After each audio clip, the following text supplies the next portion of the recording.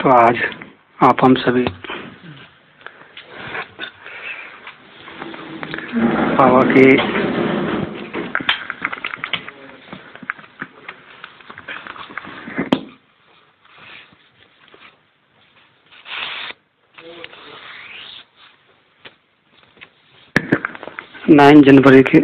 जनवरी की मुरली से 9 जनवरी 1975 की मुरली से जो बाबा ने विशेष आलस अलबेलेपन को ख़त्म करने के लिए बातें कही, उसके बारे में पढ़ेंगे, सुनेंगे और उसको अभ्यास में लाएंगे। तो बाबा कहते हैं, साकारी स्वरूप की स्मृति स्वतः रहती है या निराकारी स्वरूप की स्मृति स्वतः रहती है या स्मृति लानी पड़ती है? बाबा ने पूछा कि साकारी स्वरूप की स्मृति स्वतः रहती है या निराकारी स्वरूप की स्मृति स्वतः रहती है या स्मृति लानी पड़ती है? मैं जो हूँ, जैसा हूँ, उसको स्मृति में लाने की क्या आवश्यकता है? अब तक भी स्मृति स्वरूप नहीं बने हो? क्या यह अंतिम स्टेज है या बहुत समय के अभ्यासी ही अंत में इस स्टेज को प्राप्त कर पास विद ऑनर बन सकेंगे? वर्तमान समय पुरुषार्थियों के मन में यह संकल्प उठना कि अंत में विजयी बनेंगे, वह अंत में निर्विघ्न और विघ्न विनाशक बनेंगे, यह संकल्प क्या है? यह संकल्प ही रॉयल रूप का अलबेलापन है, अर्थात रॉयल माया है। यह संपूर्ण बनने में विघ्न डालता है। यही अलबेलापन सफलता मूर्त और समान मूर्त बनने नहीं देता है। तो बाबा ने क्या कहा? तो पहले बाबा पूछते हैं कि साकारी स्वरूप की स्मृति स्वतः रहती है या निराकारी स्वरूप की स्मृति स्वतः रहती है? तो हम सभी के सामने दो स्मृतियां हैं। कौन कौन सी? साकारी और निराकारी।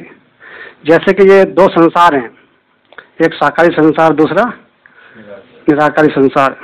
तो जैसे साकारी संसार में, देह के संसार में बहुत सारी बातें हैं, देह के संबंध, देह के पदार्थ, देह के संस्कार, देह के वैभव, देह के स्वभाव, संस्कार और देह की दुनियादारी और क्या क्या है, देह के क्रियाकलाप।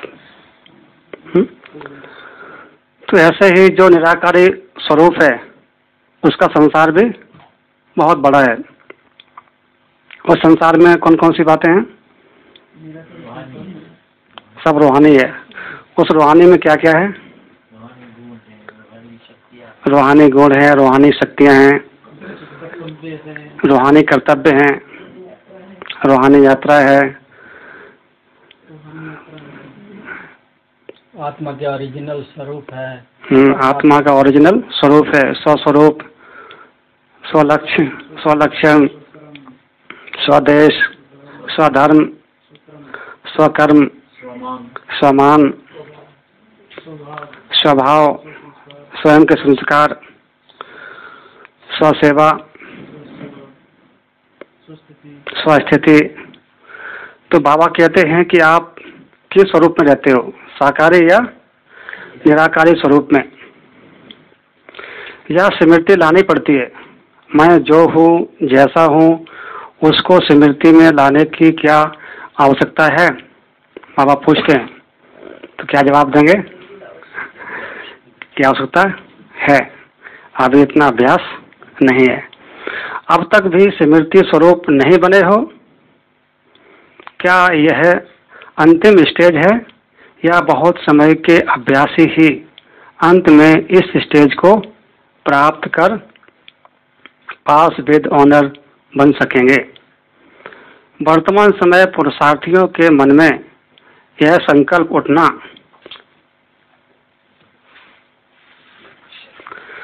कि अंत में विजयी बनेंगे, वह अंत में निर्विघ्न और विघ्न विनाशक बनेंगे, यह संकल्प ही रॉयल रूप का अलबेलापन है।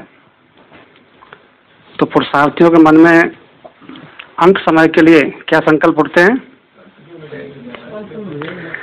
अंत में विजयी बन जाएंगे और अंत में करेंगे, अंत में हो जाएगा, अंत में संपन्न बन ही जाएंगे।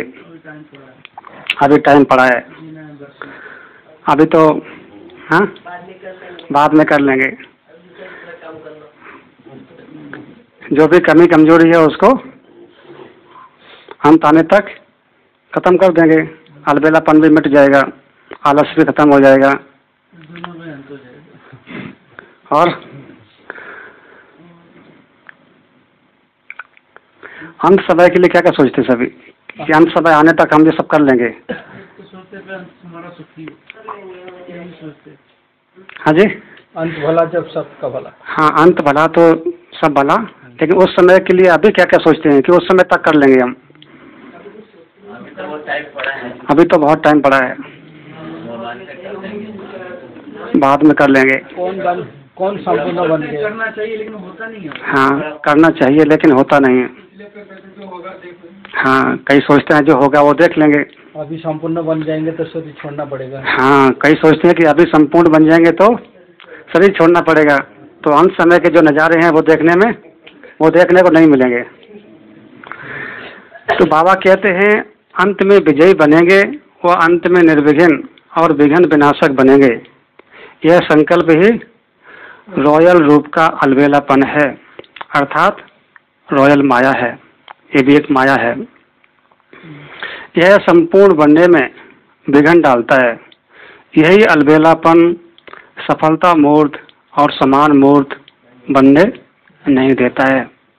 जो हम जीवन में सफलता चाहते हैं या हम चाहते हैं कि जो सोचते हैं, जो बोलते हैं वो हमारा प्रैक्टिकल कर्मों में हो या बाप समान बने, उसमें सफलता प्राप्त नहीं होने देता। तो आगे बाबा कहते हैं विनाश की घड़ियों का इंतजार करने की बजाय तो स्वयं को अभी से संपन्न बनाने और बाप समान बनाने के इंतजाम में रहना चाहिए। परंतु इंतजार में ज्यादा रहते हो, प्रारब्ध भोगने वाले ही इस इंतजार में रहते हैं, तो अन्य आत्माएं जो साधारण प्रारब्ध पाने वाली हैं उन तक भी सूक्ष्म संकल्प पहुंचाते हो। रिजल्ट में मेजॉरिटी आत्माएं यही शब्द बोलती हैं कि जब विनाश होगा तब देख लेंगे। जब प्रैक्टिकल प्रभाव देखेंगे तब हम भी पुरुषार्थ कर लेंगे। क्या होगा, कैसे होगा, यह किसको पता। यह वाइब्रेशंस निमित्त बनी हुई आत्माओं का औरों के प्रति भी कमजोर बनाने का व भाग्यहीन बनाने का कारण बन जाता है। तो बाबा कहते हैं कि अंत काल के लिए अगर ऐसा सोचते हैं तो उसका कारण क्या है कि निमित्त बनी हुई आत्माएं जो हैं वो अलबेली हैं। तो बाबा कहते हैं विनाश की घड़ियों का इंतजार करने के बजाय कि उस समय हम कर लेंगे, बन जाएंगे, जो कमी कमजोरी है वो खत्म हो जाएगी, उसका सोचने के बजाय इंतजाम में रहना है, इंतजार नहीं करना है। तो क्या करना है हम सभी को भी? इंतजार नहीं करना है। क्या करना है? इंतजाम करना है, तदबीर करनी है, तदबीर बनानी है। हाँ, तो वो समय आने से पहले हमें उस समय के लिए अभी से अपने आप को तैयार करना है, इंतजाम करना है। तो इंतजाम में क्या क्या करना है? रॉयल अलबेलापन को खत्म करना है, कमी कमजोरियों को खत्म करना है, संस्कारों को परिवर्तन करना है। करने का इंतजाम, पुरुषार्थ को तीव्र करने का इंतजाम करना है। कल किसने देखा? निराकारी आकारी परिस्थिति का अनुभव करना है, सबको समेटने का इंतजाम करना, सबको समेटने का, सब कुछ व्यर्थ को समेटने का। जो करना है आज कर लो, कल किसने देखा है। तो उसके लिए जो बाप से खजाना मिल रहा है, उस खजाने से पहले स्वयं को भरपूर करने का इंतजाम करना है, स्वयं को चार्ज करने का इंतजाम करना है, जागृत रखने का इंतजाम करना है। और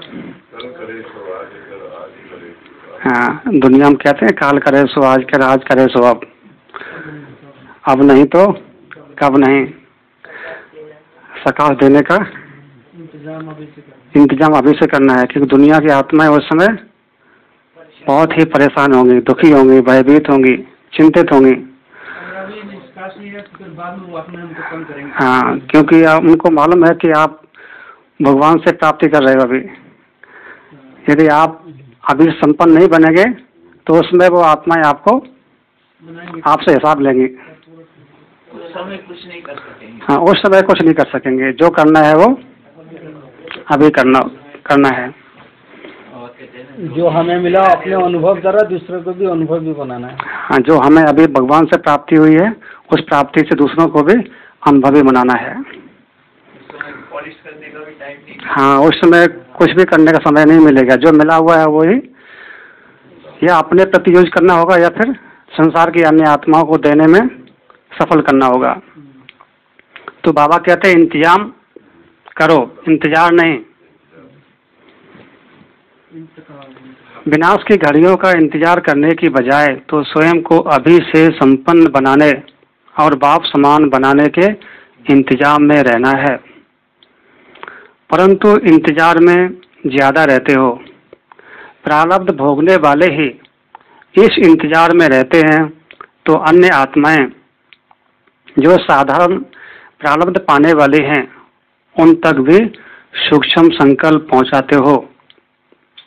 जो विशेष आधार मूर्त आत्माएं हैं, निमित्त हैं, अगर उनमें ही ये संकल्प होंगे तो जो ठंडे पुरुषार्थी होंगे वो क्या करेंगे? वो और ठंडे हो जाएंगे, देखेंगे, सोचेंगे, देख लेंगे, हो जाएगा। ठंडी लग जाएगी। हाँ, बाबा कितना, बाबा चिंता मत करो, हैं? आप निश्चित रहो, हम बन जाएंगे। हाँ, लास्ट में हो ही जाएंगे। तो बाबा कहते हैं उन तक भी सूक्ष्म संकल्प पहुंचाते हो।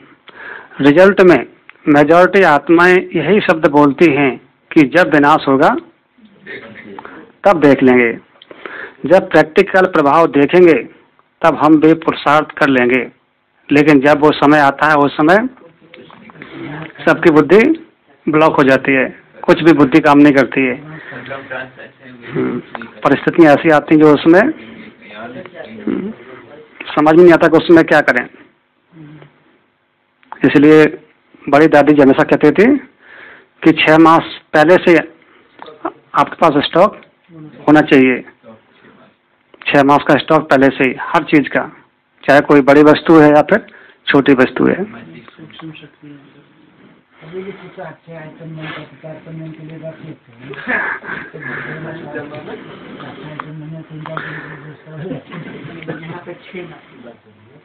तो बाबा कहते हैं जब प्रैक्टिकल प्रभाव देखेंगे तब हम भी पुरुषार्थ कर लेंगे। क्या होगा, कैसे होगा, यह किसको पता। यह संकल्प अलबेलापन है। यह वाइब्रेशंस निमित्त बनी हुई आत्माओं का औरों के प्रति भी कमजोर बनाने का व भाग्यहीन बनाने का कारण बन जाता है। तो दूसरी मुरली है 18 जनवरी 1975 की। तो बाबा इसमें कहते हैं हर वर्ष आते हो, कहते हो कि अभी करूँगा, वायदा करके जाते हो, अभी कब पूरा होगा। क्या कारण है? जो तुम सोचते हो और जो कर्म करते हो उसमें अंतर क्यों? सोचते हो फुल करने की बात और होती है आधी। इतना अंतर पड़ने का कारण क्या है? प्लान भी खूब रचते हो, प्लान भी खूब रचते हो, उमंग भी खूब लाते हो और समझकर वायदा भी करते हो सब बातें आएंगी ही। समझकर वादा करते हैं कि सब बातें आएंगी, फिर भी हम करेंगे। लेकिन प्रैक्टिकल और समझ में अंतर आ जाता है। इसका कारण क्या है? संस्कारों की आहुति करके जाते हो, फिर सब कहाँ से आया? स्वाहा करके जाते हो, फिर क्यों आता है? देह अभिमान, अलबेलापन वापिस क्यों लौट आता है? कारण क्या है? कारण है कि संकल्प करके जाते हो स्वाहा करने का, लेकिन संकल्प के साथ साथ जैसे बीज बोते हो बाद में संभाल करते हो, परंतु इसमें जो संभाल चाहिए वह संभाल नहीं करते हो, नहीं रखते हो। समय प्रमाण उनकी आवश्यकता रखनी चाहिए। आप बीज डालकर अलबेले हो जाते हो। तो बाबा क्या कहते हैं कि हर वर्ष आते हो और आकर के कहते हो कि अभी करूँगा। बाबा जो भी हमें काम देते हैं उसके लिए हम सभी क्या कहते हैं कि बस अभी करूँगा, आज से शुरू। लेकिन फिर क्या होता है? तो बाबा ने जैसे कहा कि जैसे बीज बोते हैं तो बोने के बाद फिर उसकी संभाल करते हैं, उसकी पूरी केयर करते हैं, उसको पानी देते हैं, खाद देते हैं, धूप देते हैं, उसको संभालते हैं, है ना। तो इसी प्रकार से आप जो संकल्प करते हो उस संकल्प को बार बार रिवाइज करना है, क्योंकि बाद में आप भूल जाते हैं कि हमने क्या संकल्प लिया था, वही आप नहीं तो करेंगे क्या। इसलिए जो बाबा ने संकल्प लिया हुआ है, जो बाबा ने हमें होमवर्क दिया उसको पूरा करने के लिए, उसको बार बार रिवाइज करना है और अमृत वेला विशेष स्मृति में लाना है। दूसरों को भी सुनाना है कि क्या होमवर्क दिया हुआ है। हाँ जी, हाँ, चेकिंग भी करनी है कि हो रहा है या नहीं हो रहा है, हम उसमें कहाँ तक सफल हुए हैं, कहाँ तक आगे बढ़े हैं। अपने आप से देखना है क्यों नहीं। एकांत में बैठकर अपने आप को चेक करना है कि हमने जो संकल्प लिया हुआ है वो संकल्प में सफलता नहीं मिली अब तक, उसका क्या कारण है।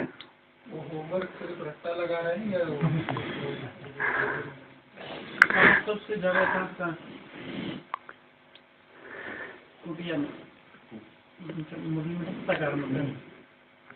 तो बाबा कहते हैं हर वर्ष आते हो और कहते हो कि अभी करूँगा, वायदा करके जाते हो, लेकिन वो वायदा पूरा कब होगा। तो उसका कारण क्या है कि जो संकल्प करते हैं उसको हम बार बार रिवाइज नहीं करते हैं, उस पर हम दृढ़ नहीं रहते हैं। तो बाबा ने कहा आप बीज डालकर अलबेले हो जाते हो, सोचते हो कि बाबा को दिया और अब बाबा जाने, ये बाबा का काम है। कोई भी कमी कमजोरी है जिससे हम परेशान हैं, जो हमारे जीवन में पुरुषार्थ में विघ्न रूप है, बाधक है, वो हम संकल्प करते हैं कि आज से हमने जो बाबा को दे दिया, अभी फिर बाबा जाने, बाबा का काम जाने, हमारा काम पूरा हुआ।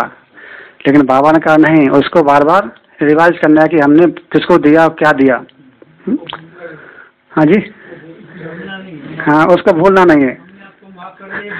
बाबा को भी याद दिलाना है कि हमने आपको वो कमजोरी दी हुई है, आपको याद है।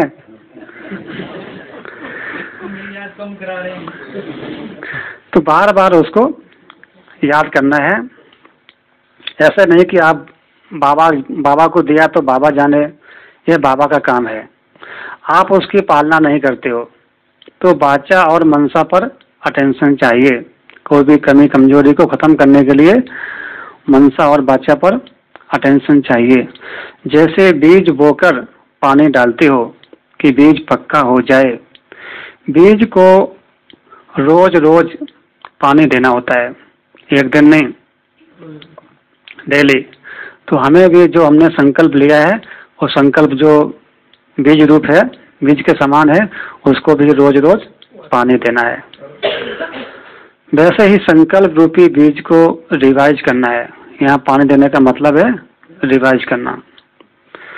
उसमें कमी रह जाती है और आप निश्चिंत हो जाते हो, आराम पसंद हो जाते हो। आराम पसंद के संस्कार नहीं, मगर चिंतन का संकल्प, आराम पसंद के संस्कार नहीं, मगर चिंतन का संकल्प होना चाहिए। एक एक संस्कार की चिंता लगनी चाहिए। चिंता जरूरी है, बिना चिंता के शांत नहीं होगा। हाँ, दर्पण होना चाहिए, खत्म करने की चिंता लगनी चाहिए। ऐसा पूरा करें, खा ले बाहर। और पानी देना वाला स्मृति देना उसको। तो बाबा कहते हैं आराम पसंद के संस्कार नहीं, मगर चिंतन का संकल्प होना चाहिए कि एक एक संस्कार की चिंता लगनी चाहिए। पुरुषार्थ की एक भी कमी का दाग बहुत बड़ा देखने में आता है। फिर हमेशा ख्याल आता है कि छोटा सा दाग मेरी वैल्यू कम कर देगा। अगर कोई भी कमजोरी है तो सभी को ख्याल तो आता है कि ये कमजोरी अगर खत्म नहीं हुई तो बड़ी हो सकती है और मेरे जो प्रारब्ध है, जो मेरी वैल्यू है, उसको कम कर देगा। तो बाबा ने कहा चिंतन चिंता के रूप में होना चाहिए। चिंतन भी कैसा होना चाहिए? चिंता के रूप में।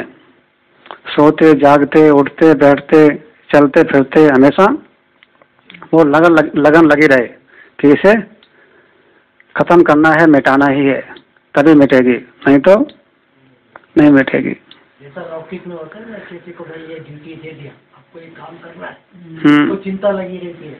सवेरे उठने वाला भी नहीं हुआ तो उठ के वो काम करने का लक्ष्य रखना। इस तरह हम जैसे दुनिया में कोई बड़ा फंक्शन करते हैं तो उसके लिए, उसको पूरा करने के लिए उनको चिंता लग जाती है कि इसके लिए क्या क्या करें, कैसे करें, इसको संपन्न बनाना ही है। तो बाबा कहते हैं आपको भी चिंता लगनी चाहिए कि संस्कार को कैसे मिटाएं। जैसे स्टूडेंट होते हैं तो उनको पढ़ाई की चिंता लगती है एग्जाम आने के समय, तो इसी प्रकार से आपको भी आपकी जो चिंतन है वो चिंता के रूप में होना चाहिए। आज का दिन बाबा ने मुझे बोला ना, स्टूडेंट को एक वर्ष फेल हो गए तो मुफ्त में हमारा चले गए ये वर्ष। तो बाबा कहते हैं चिंतन चिंता के रूप में होना चाहिए, वह नहीं तो अलबेलापन है। अगर चिंतन चिंता के रूप में नहीं है तो यह भी अलबेलापन है। कहते हो करते नहीं हो। जो पीछे की युक्ति है उसे प्रैक्टिकल में लाओ। जो बाबा ने पीछे युक्तियां बताई हुई हैं आज से पहले की, उनको प्रैक्टिकल में लाओ। आराम पसंदी देवता स्टेज के संस्कार हैं। अगर हम सब वर्तमान समय आराम पसंदी बनते हैं तो समझो हम देवता बन गए। लेकिन संगम युग जो है ब्राह्मणों का युग है। देवता बनने का है, संस्कार लाने का है, प्रैक्टिकल में देवता बन के उसका एंजॉय करने का नहीं है। त्याग तपस्या का ये जीवन है। तो बाबा कहते हैं कि आराम पसंदी देवता स्टेज के संस्कार हैं, वह ज्यादा खींचता है। संगम युग के ब्राह्मण के संस्कार जो त्याग मूर्त के हैं वह कम इमर्ज होते हैं। त्याग बिना, याद रखना है कि त्याग के बिना भाग्य नहीं बनता। अच्छा कर लेंगे, देखा जाएगा, यह आराम पसंदी के संस्कार हैं। जरूर करूंगा, यह ब्राह्मणपन के संस्कार हैं। तो बाबा क्या कहते हैं, क्या करना है? आराम पसंद नहीं बनना है। क्या बनना है? हम सब वर्तमान समय ब्राह्मण हैं, तो ब्राह्मणों का संस्कार कैसे होना चाहिए? त्याग, तपस्या और सेवा। हाँ, बजाय रिकॉर्ड बजा और रजाई से बाहर, तब रजाई मिलेगी। तो ब्राह्मणों संस्कार हैं त्याग, तपस्या और सेवा के, क्योंकि त्याग के बिना भाग्य नहीं बनता है। जिसने जितना त्याग किया वो उतना आगे बढ़ता है। करने के बाद व्यक्ति के अंदर पहला निशानी आती खुशी। हाँ, त्याग करने के बाद खुशी आती है, त्याग करने के बाद बल मिलता है, शक्ति मिलती है। तो बाबा कहते हैं त्याग बिना भाग्य नहीं बनता है। हम सभी ने जो त्याग किया हुआ है उस त्याग का भाग्य ही हम सभी यहाँ पा रहे हैं। अगर त्याग नहीं किया होता तो यहाँ रहने का अवसर नहीं मिलता। तो त्याग का जो भाग्य है, इसी प्रकार से जो भी त्याग की बातें उनको हम त्यागेंगे तो हम कुछ पा सकेंगे, त्याग नहीं करेंगे तो प्राप्ति नहीं।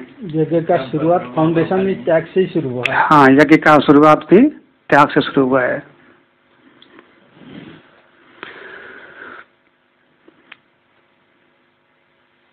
तो बाबा कहते हैं ब्राह्मणपन के संस्कार हैं। लौकिक पढ़ाई में जिसको चिंता रहती है वह पास होता है, उसकी नींद फट जाती है। जो आराम पसंद हैं वे पास क्या होंगे? बाबा को भी उनके प्रति रहम आता है कि जो आराम पसंद होते हैं वो क्या पास होंगे। नहीं पढ़े तो क्या? बाबा उनका एग्जाम्पल देकर के हम सभी को अलर्ट कर रहे हैं। बाबा ने कहा है नहीं पढ़े तो क्या हुआ? एक साल मुफ्त में चला जाएगा। तो बाबा कहते हैं अभी सोचते हो कि प्रैक्टिकल करना है, चिंता लगनी चाहिए। शुभ चिंतन, संपूर्ण बनने की चिंता, कमजोरी को दूर करने की चिंता और प्रत्यक्ष फल देने की चिंता।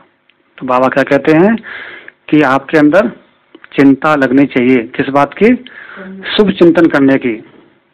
चलते फिरते क्या करना है? शुभ चिंतन करना है, स्वचिंतन करना है, ज्ञान का चिंतन करना है। संपूर्ण बनने की चिंता कि बाप समान संपन्न और संपूर्ण बनना ही है। कैसे बनना है, क्या करना है, उसके लिए चिंतन। कमजोरी को दूर करने की चिंता और प्रत्यक्ष फल देने की चिंता। आलस अलबेलेपन में होंगे तो भक्तों को भी कैसा सकता है? हाँ, अगर हम यहाँ आलस अलबेलेपन में होंगे तो जो भक्त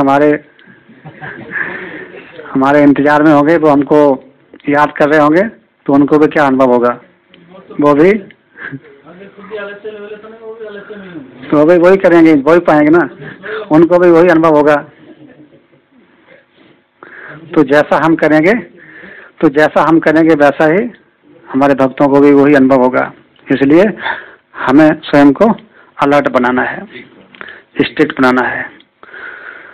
तो अभी आगे की मुरली से है बस। तो नहीं, इसमें जो अभी बोला जो पढ़ लिया ना, हाँ पढ़िए दोबारा। नहीं, अभी बाबा ने जो बोला कमजोरी को दूर करना, इसके लिए हमारा क्या चिंतन चल रहा है? हाँ, तो कमजोरी को दूर करने के लिए क्या करना है?